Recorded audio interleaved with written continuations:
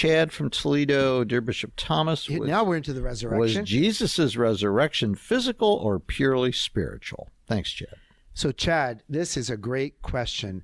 It's a very important question because the resurrection is truly physical. Now, Chad, start with the creed we profess on Sunday, right?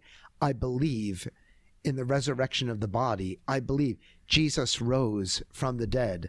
He rose bodily, Chad. That is not spiritually. So the very first answer is the resurrection is not only a spiritual reality.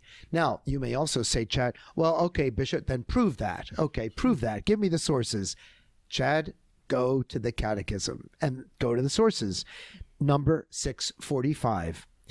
By means of touch and the sharing of a meal, the risen Jesus establishes direct contact with the disciples. He invites them in this way to see that he is not a ghost, not just spiritual, and above all to verify that the risen body in which he appears to them is the same body that has been tortured and crucified, and it still bears the traces of his passion, his wounds. Yet at the same time, this authentic, real body possesses the new properties of a glorious body, not limited by time or space, and he's able to be present how and when he wills. For Christ's humanity can no longer be confined to the earthly and belongs henceforth to the Father's divine realm. And if the catechism is not enough for you, then, Chad, I would say go right to the sacred scriptures. Matthew chapter 28. They approached him and embraced his feet. Well, you can't embrace the feet of a spirit. Luke chapter 24. They did not find the body of the Lord in the tomb. The body was gone because he had risen bodily from the dead.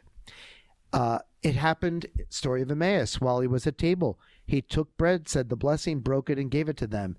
Real physical food that he was giving to them in that. Look at my hands and my feet, we heard in just the other Sunday, Mercy Sunday, to Thomas. Touch me and see me, because a ghost does not have flesh and bones as you can see I have. John chapter 20, to Mary in the garden. Stop holding on to me. That's not a spirit, that's a body. And then again to Thomas, put your finger here and see my hands. Bring your hand and put it into my side. Do not be unbelieving, but believe. And Chad, lastly, I'd go to St. Paul, and he says, if Jesus Christ is not bodily risen from the dead, then our faith is for naught. So, Chad, I think you know the answer now. All right. Share that, Chad, with everyone. Thanks God bless for that you. question, Chad.